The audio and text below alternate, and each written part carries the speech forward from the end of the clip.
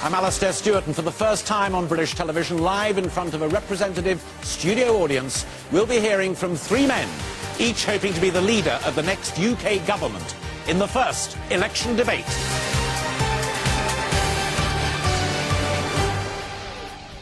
Good evening and welcome to the first election debate. Over the past 50 years, there have been numerous attempts to get the leaders of the three biggest political parties to debate with each other during an election. Tonight, history in the making, as we are joined by the leader of the Liberal Democrats, Clegg, the Conservative Party leader, Cameron, and the leader of the Labour Party, Gordon Brown.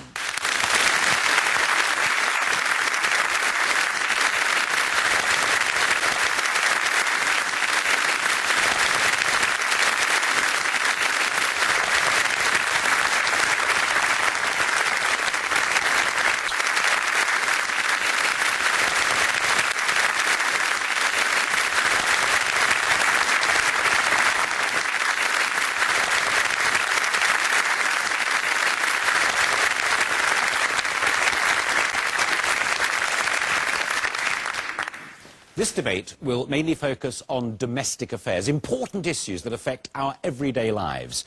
If you want to make your own comments and follow the debate online, you can do so by going to itv.com.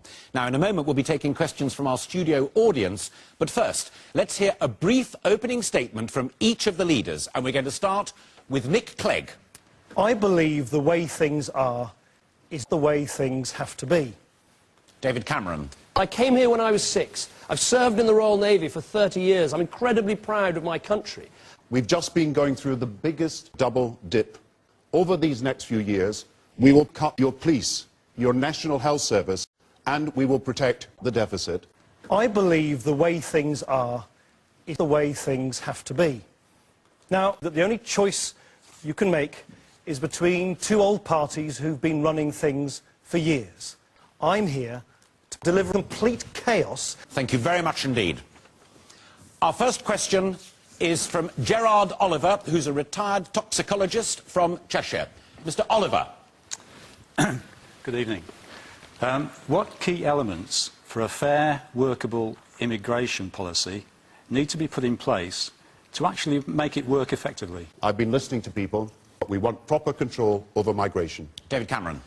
We're not going to control immigration. I was in Plymouth recently, and a 40-year-old black man, people abusing it so badly. Immigration is great. We've had both major parties running governments over the last 20 years delivering a fair, workable immigration system that counts people in, counts people out, only makes sure immigrants come here. And if you look at what's happening with immigration, the difference between the amount of people going to live overseas and those coming here, it's too much, love.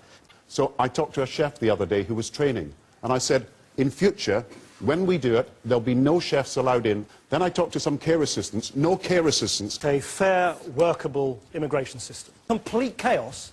Send immigrants to those places where they can... We'll leave it there because we've got a lot of questions to get through, and you yourselves have said we want to get some questions, so let's go to the audience and... Restore public confidence in an immigration system where people feel it's complete privilege. See, I agree with Nick. Could work, don't work, and that is actually...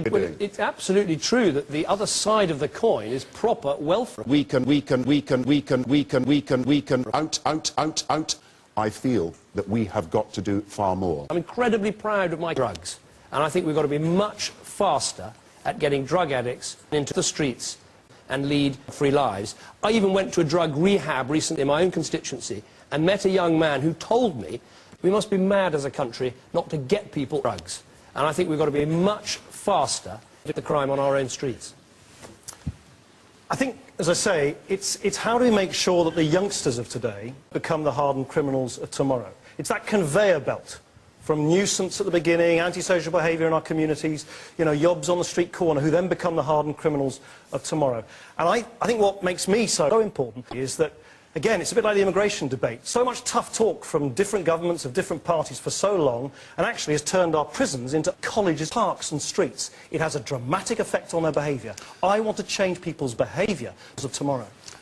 When I was young, my father... I went to a Hull police station the other day. They had 5 different police cars, and they were just about to buy a £73,000... What's your point, Mr Brown? It's answer time, David. What matters is what comes out. I went to a Hull police station the other day. Answer Cameron, time, David. What matters is what... Answer time, David. What matters is what comes out. Now, our next question is from Helen Elwood, who runs a pub with her husband. Helen. I own a pub, and people like to chat over a drink. Nothing's provoked more discussion than MPs' expenses. Given the recent scandals involving all parties, how are you intending to re-establish the credibility of MPs in the eyes of the electorate? Clegg. Well, I don't think that any politician deserves your trust